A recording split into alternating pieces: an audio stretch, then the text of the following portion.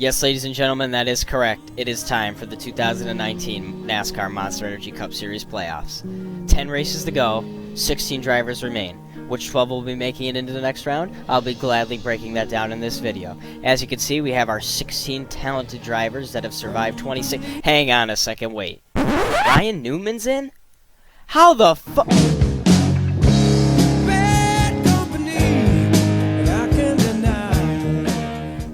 So this is what the playoff bracket looks like. It's Kyle Busch, Denny Hamlin, Martin Truex Jr., Kevin Harvick, Joey Logano, Brad Keselowski, Chase Elliott, Kurt Busch, Alex Bowman, Eric Jones, Kyle Larson, Ryan Blaney, William Byron, Eric Almirola, Clint Bowyer, and Ryan Newman.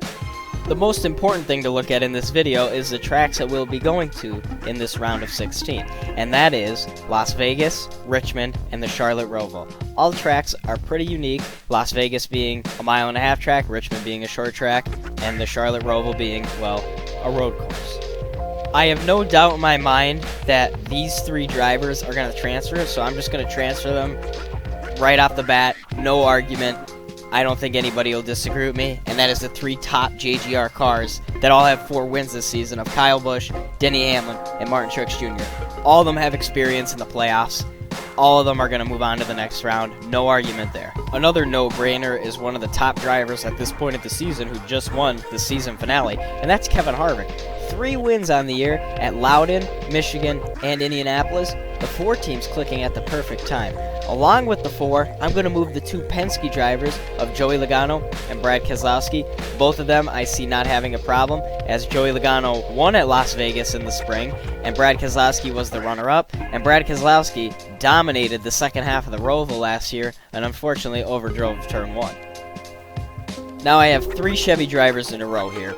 All of them have won this year. One of them has won twice, and that's going to be the first driver that I'm going to be moving into the round of 12, and that's the 9 of Chase Elliott. He won at Talladega, he won at Watkins Glen, dominating fashion at Watkins Glen, led a good portion of the race, almost all of it, from the pole.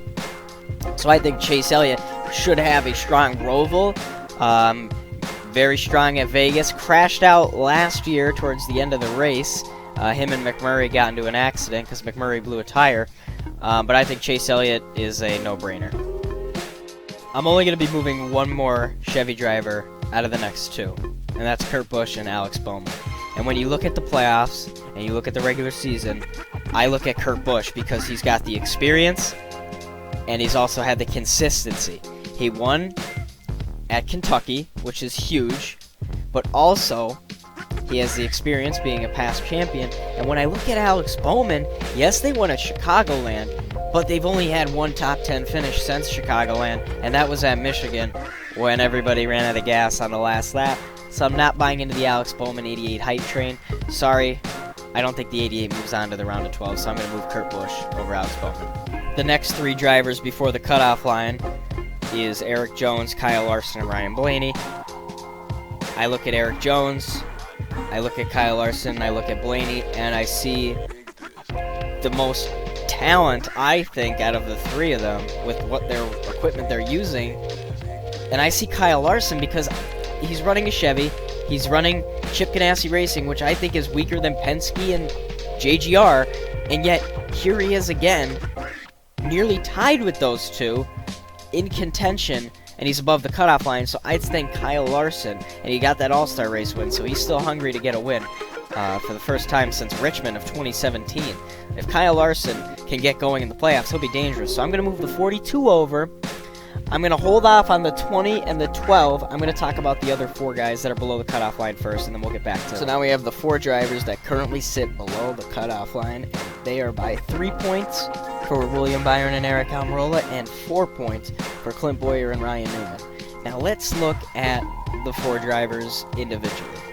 I look at William Byron, and I see experience with his crew chief and Chad Knaus, and I do believe that Chad Knaus will point race William Byron into the next round, even if it's by 1 point or a cutoff with a tie. I think William Byron will make the next round just because of Chad Knaus' experience in the playoffs.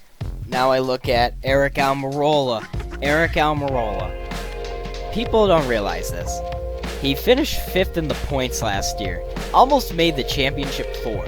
He has the experience to get through the playoffs, just unfortunately, didn't have a very good last round at Martinsville in Texas, but at Phoenix, he finished in the top 5, had a chance to win the race, went to Miami, finished 5th in the points. I think the 10 car moves on based off of experience. Eric Almirola is a dark horse in the playoffs. He is a sleeper.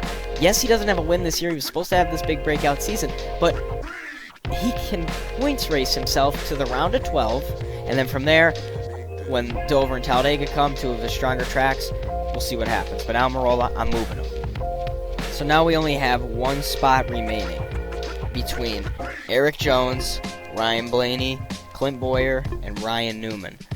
I look at this, I say, what do I look at? I look at experience, I look at equipment. Yes, I look at Eric Jones and JGR equipment, and I look at Ryan Blaney and Penske.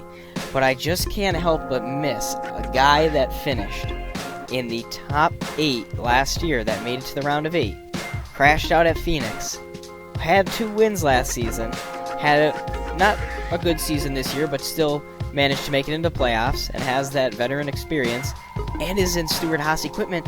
That's the 14 of Clint Boyer. I gotta move the 14 of Boyer. I think that all 3 Stewart-Haas cars move into the round of 12, and that means that I will be eliminating Ryan Newman, Eric Jones, Ryan Blaney, and Alex Bowman. So I am sending home early the 88, the 20, the 6, and the 12. And that is not because of lack of talent or lack of equipment. That is just because there are better drivers at that level of equipment, or that don't have that well of an equipment that can do better.